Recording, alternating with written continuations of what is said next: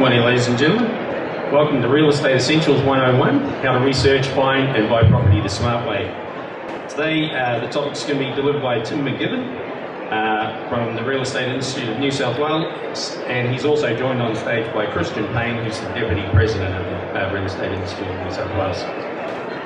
Okay, there's another one for those of you about to start your file. Okay, this is an important one. This is a list of things that you would be going to, asking yourself these questions: the neighbourhood, the amenities. Now we talked about the sorts of things we'd be able to enjoy if we lived there, the sorts of things we'd have to deal with, aspect of the property. I might let you go to a couple of these issues if you don't mind.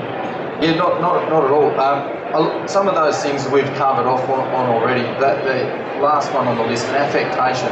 If you're looking at maybe lying under aircraft runway fly paths, or if you're looking at a busy road, like a busy corner block or what have you, they're all good. You can price those into the cost of the property that you're buying. Bear in mind though, these things will be an issue when you go to sell.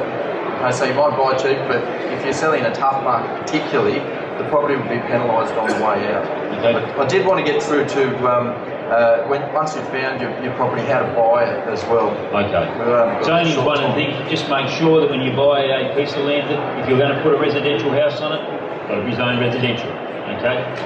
All of this is in the contract. Look for the good, understand the bad. Every property will have something good about it, which is wonderful. Look for that, understand it. Go and visit the property quite a few times. So visit it in the morning, visit it in the evening.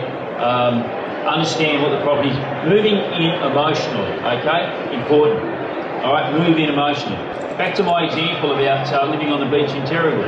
I can go and move in there emotionally, and I can see me getting up at 4 o'clock in the morning to get that car, to get that train, and emotionally I ain't going to do it, not as much as I love the beach. What you'll do, you move into the property emotionally, understand what it is to live there. Understand accept the good, understand the bad. All right? No surprises. We don't want surprises when we get involved in property. It's the single biggest transaction you're likely to ever be involved in. So we do clearly want to understand what we're doing. We're taking our time, we're educating ourselves, we're going through the process. You will also, on the way through, you'll come across some properties there that look pretty tired, etc. Carpets a bit grubby, walls, carpets and floors can change easily. Holly and Woods will tell you that. Now, when you're looking at those things and you're looking, she's standing there going, "No, couldn't live here." You're saying, "Yep, this has got potential." That can be dollars in your pocket. Okay, so and if it's your own home, any value you're adding is capital gains tax free. The other thing on there, if you're looking at a building and pest inspection for your house, you should satisfy yourself as to that before you're going to own it, and you'll also do a strata inspection if it's a townhouse villa or a community property. I can also say something about renovations too. If you are a competent builder, a competent handyman, fine. But be aware of your limitations. If you look at a property and you think, I can go in here, I've got somebody down here laughing. Okay, understand what you can do and what you can't do, because you can be buying yourself a nightmare. I've seen it on a number of occasions where people go in and say, "Yep, I'm going to tear that bathroom out and I'm going to make this happen, I'm going to make that happen." And if you don't have an understanding of what's involved in doing that job, and you don't have an understanding of managing builders, you can be buying yourself a nightmare. Okay, so go into it with your eyes open. As Christian said, pest and building inspections and survey reports, all these sorts of things, they are a little expensive, but we're getting a wind up here. I'm sorry, folks. They are a little expensive, but absolutely necessary. There's one final thing you wanted to say, Christian? Look, there is, in terms of negotiating, once you've found the property that you want, in New South Wales we have an option there to exchange with a cooling off period. Now, I'm an agent, I want the deal to come together, but you're a buyer out there. Now, this is out here to stop gazumping, and if you know what gazumping is, that's when you've sort of reached an agreement with the seller and the agent's got it all lined up, somebody comes in over the top of you. Now, some solicitors, if there are any, excuse you Tim, just block your ears mate, they may not want you to do this. Now have a think about this.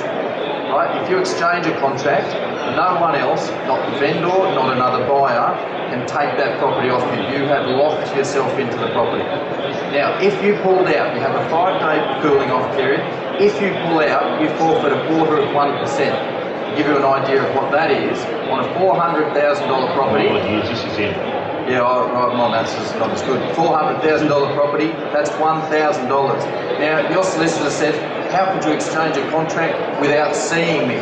Well, look, there are a number of other people that could come in, see the property, make another offer. How much do you think that offer, your offer that you just got accepted, would go up by? It's going to go up by 1,000, 2,000, 3, 4, 5, right? If you're in a bidding war, that $1,000 locks your price in. So don't be afraid to use that and exchange with the cooling off period. That will lock you in. Like I said before, vendor, no one else, they cannot pull out. It's your right to exchange that, and only you can cool off and withdraw from the property. And on a $400,000 property, that $1,000 investment is a very good one. Folks, we have unfortunately run out of time. We do have a few more slides, which will be available on our website and also on Facebook and all of those other clever places where people put things these days.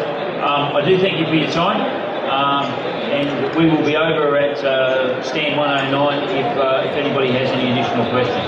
Thank you very much. Thank you.